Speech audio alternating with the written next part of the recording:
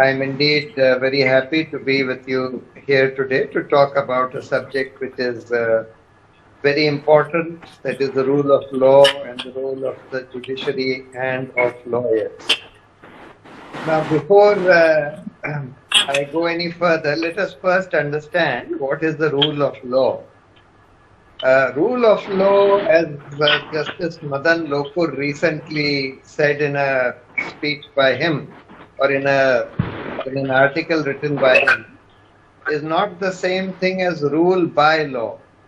You can have rule by law, and yet that may not be rule of law.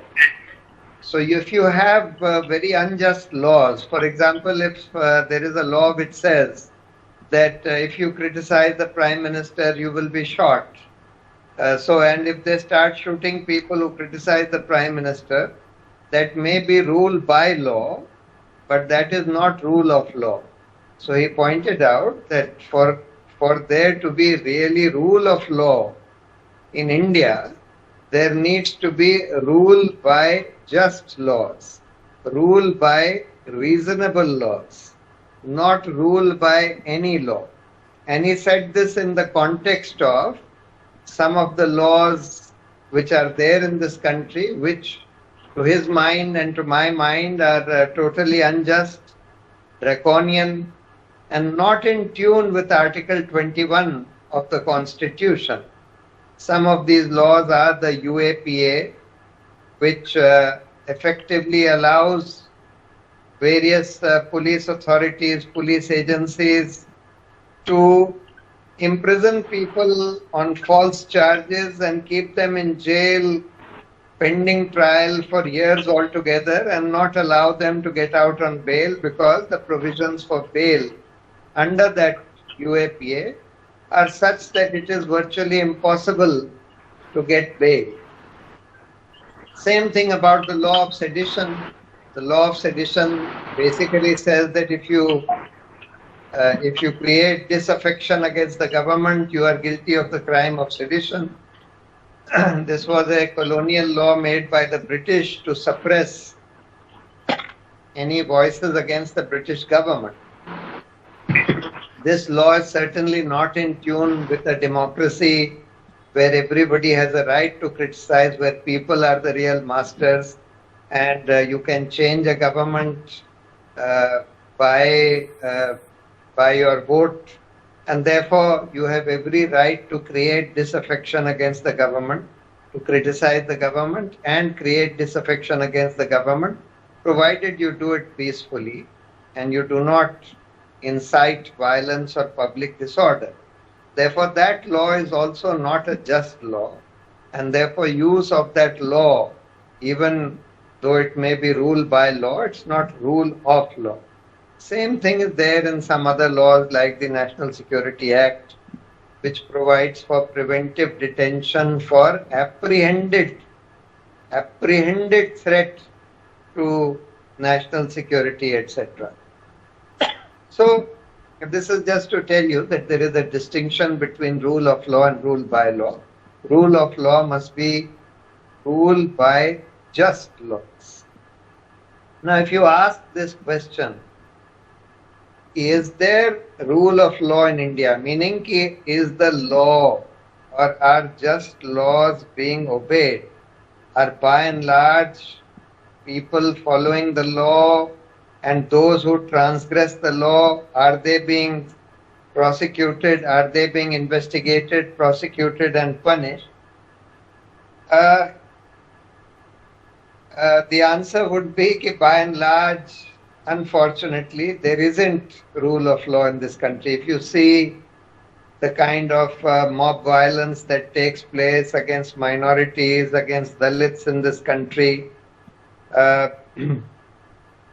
if you see the kind of online abuse and threats of violence and rape, if you criticize the Prime Minister or the Chief Ministers of the BJP governments, etc., and that no action is taken against these people who are committing serious offences under the law, but no action is being taken against them. When you see the rapes, the murders of Dalits and women in this country, and you find that very often the perpetrators of these acts get away scot-free, you find that there is no rule of law in this country. When you find that some of our finest activists in this country, such as Sudha Bharadwaj, Anand Tumble, etc., though all those who have been put behind bars by charges under UAPA in the Bhima Koregaon case, or some of our finest young activists who were put behind bars in the Delhi riots case, etc., and they languished behind bars for years altogether without being able to get redress. You find that there is no rule of law in this country. Besides, if you look at the Constitution is the main law, is the supreme law of this country. And under the Constitution, we have Article 21, we have Article 14, we have Article 19, those fundamental rights. Article 21 has been very, very expansively interpreted by the Supreme Court to mean not just the right to life and liberty in terms of leading an animal life or being free like animals, etc. They have said that the right to live with dignity means the right to have whatever one needs to lead a dignified life. That is freedom from hunger, freedom from that you need food, you need water, you need shelter, you need basic education, you need basic health care, etc. And therefore, if there was rule of law in this country, everybody, by and large, everybody would be able to lead a dignified life in this country. But what do we find? We find that India has almost 40% children who are malnourished. What we find is that there are a large number of people, a very large percentage of people who do not have proper shelter, who do not have proper sanitation, who do not have access to even basic education or basic health care, etc. And therefore, their rights under Article 21 are being violated every day. But unfortunately, nothing. The governments are doing nothing about it. Same thing about Article 14 and the rights to equality and non-discrimination. We find that in this country, there are all kinds of atrocities and discrimination being practiced against minorities and against Dalits, etc. But again, the governments are largely not doing anything to redress that kind of discrimination and atrocities being practiced against particularly Dalits and minorities, and against women, Dalits, minorities. Now, Article 19, which are the civil rights, the right, freedom of speech, the freedom of association, etc., the freedom to come out and protest. Today, the right to move freely throughout the territory of India, even those rights, especially in today's COVID times, are being severely restricted, and to my mind, unnecessarily restricted. And therefore, from that point of view also, there is no rule of law, or substantially the rule of law is being violated in this country. And you see, for rule of law to be there, the judiciary has to play a very, very critical role, because under the Constitution, the judiciary has been assigned two roles. One is the role of dispensing justice and of deciding disputes and bringing the perpetrators of crimes to book. So therefore, for there to be rule of law, ultimately the judiciary has to play a very critical role in dispensing justice, deciding disputes, bringing perpetrators of crime to book. Secondly, the judiciary has also been assigned the task of protecting our fundamental rights under the Constitution. Now, if you ask this question, as to what extent is the judiciary able to deliver on both these responsibilities.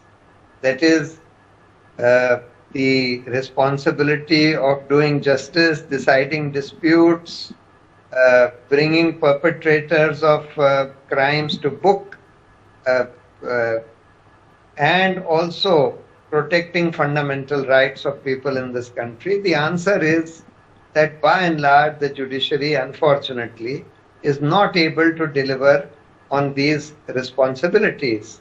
If you ask the question, what percentage of people get justice through the judicial system, or what percentage of the people are able to get their fundamental rights protected through the judicial system, the answer is very, very, very few. Very few, because at the first level, there is a problem of people not having access to the judiciary because they cannot afford lawyers. The majority of the people in this country are not in a position to afford lawyers, and in the absence of that, they cannot negotiate the complexities of our judicial system, and therefore they are unable to access the judicial system. Even among those who can access the judicial system, we find that the majority of people find that their cases languish for years on end. They keep getting dates, adjournments, etc., and the cases don't get decided for years, sometimes for decades. Even when cases come to be decided, they are often decided wrongly because the judge is either incompetent or the judge is corrupt. So ultimately, very, very few people are able to get justice through this judicial system. Also, if you ask the question, how many people are able to get their fundamental rights protected through the judiciary, the answer is again very dismal. That means very, very few people are able to use the judiciary to protect their fundamental rights. And as I said, the judiciary is the main instrument, or is supposed to be the main instrument, for both dispensing justice as well as protecting fundamental rights of people. Now, for protecting fundamental rights of the people, there needs to be another thing here with the judiciary, that is, it needs to be fiercely independent of the government, because fundamental rights are largely violated by government and government agencies, and therefore the judiciary needs to be fiercely independent of the government. Unfortunately, though the Constitution has given all kinds of protection to judges, at least of the higher judiciary, that is, they cannot be removed except through a very cumbersome process of impeachment, etc. What we have found is that in recent years, especially in the last 5-6 years, the Supreme Court particularly, and the judiciary, higher judiciary in general, has not been as independent of the government as it needs to be. And in fact, to a very large extent, you find that the Supreme Court, at least in the last 5-6 years, had virtually collapsed in terms of bending backwards to accommodate the wishes of the government. And that we have seen in all the politically sensitive cases that have been decided by the Supreme Court over the last 5-6 years. Another quality that the judiciary needs in order to protect fundamental rights of citizens as well as in order to dispense justice is that it needs to be aware of and sensitive to the poor, the weak, the downtrodden, and the minorities. They need to be sensitive to the fact that this is a class of people who are unable to even access the judicial system, who are unable to protect their rights, who are unable to even fight for their rights. And therefore they need to be sensitive to these, the weak and the downtrodden, the women, the Dalits, the minorities, etc. But unfortunately, we find that a large section of the judiciary is also insensitive to the weak and the poor and the minorities, etc.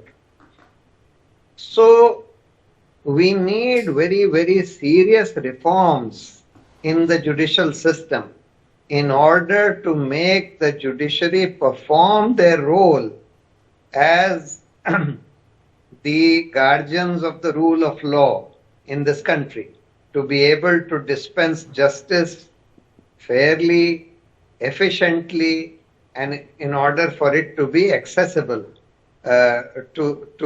especially to the poor. So various reforms are required. One of them is that in order for the judiciary to be accessible to the poor, we need to effectuate the Gram Nyayalayas. The Gram Nyayalaya Act came more than 10 years ago. Unfortunately, it has not been effectuated. Gram Nyayalayas were supposed to be informal courts set up at the block level, that is the sub-tehsil level. Unfortunately, those have not been set up, with the result that the poor are not able to still access the judicial system. These were supposed to be courts which could be accessed by the poor because they were supposed to function relatively informally and they were supposed to be closer to the people. So they need to be set up and effectuated. Secondly, we need cases to be heard and decided more quickly, more efficiently, for which we need firstly a larger number of courts and judges, and secondly we need better, more efficient, more competent judges, for which the process of selection of judges needs to be improved, needs to be made more transparent. So at the lower level as well as at the level of the higher judiciary, that is the high courts and the Supreme Court, we need to have judicial appointment commissions which are completely independent of the government. They need to be full-time bodies, completely independent of the government. They need to function with some degree of transparency, and they also need to first set up a criteria for selecting judges. Today, there is no criteria for selecting judges of the higher judiciary at any rate. That means that they have not laid down what is the basis on which they evaluate people for fitness to be appointed to the high courts and the Supreme Court, etc. It's all arbitrary, and therefore nepotism, etc. thrives. There is also no transparency. Nobody is informed. People don't come to know that following people are being considered or shortlisted for being appointed. And therefore also nepotism, all kinds of backdoor dealings, etc., thrive in this system. So, and we need to have proper accountability of the judiciary, because there is also a great deal of corruption and there is no accountability. We have seen that of course, the lower judiciary is supposed to be accountable to the high courts, but the high court judges by themselves are not accountable to anybody. The only system, the Supreme Court judges are not accountable to anybody. The only system for holding them accountable is the process of impeachment, which we have seen is firstly a politicized process which is not desirable, and secondly an unworkable and impractical process which is very, very difficult to effectuate. And therefore there is no accountability, and therefore we need a kind of judicial complaints commission. It can be called the Judicial Complaints Commission, which should be a full-time independent body, independent of both the government as well as of the judiciary, which should have the job of entertaining complaints against judges, so people can send complaints against judges to that commission, who should be able to have the matters investigated and thereafter hold a quick trial of the judge and thereafter decide whatever needs to be done to that judge. And in order to make the judiciary more independent, we need to get rid of post-retirement jobs for judges. At least the government should not have any hand, play any role in giving post-retirement jobs to judges. And also this whole system of the Chief Justice being the master of roster and the Chief Justice alone deciding which case is to be listed before which bench, etc. This needs to be done away with, because this system gives enormous power to one man, that is the Chief Justice. And if the government is somehow able to get a hook on the Chief Justice, which they seem to have got in the recent past, then they are, through the Chief Justice, they are able to control the whole judiciary. So therefore, with this system of master of roster needs to be got rid of. Coming to the role of lawyers, you see, lawyers are supposed to be, and they are called civilized warriors of justice.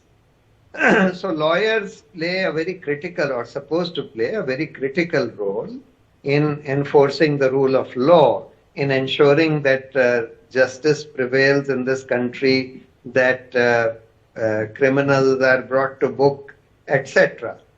Now for this, firstly, you see, lawyers need to be, there is a difference between, see, a professional lawyer is not, some people say that as a professional lawyer, your only duty is to take up the case of anybody who comes to you and do it ethically, without any regard for whether this person is a victim of injustice or he is the perpetrator of injustice.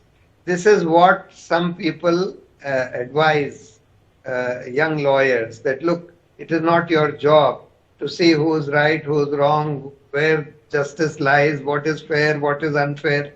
So I disagree with this view. I feel that firstly we need to realize that lawyers have always played a very critical role in society, because quite apart from being citizens of this country and educated, knowledgeable citizens of this country, by virtue of the fact that they understand the Constitution, or they are supposed to understand the Constitution, they are supposed to understand laws, they are supposed to have a higher understanding of how society functions.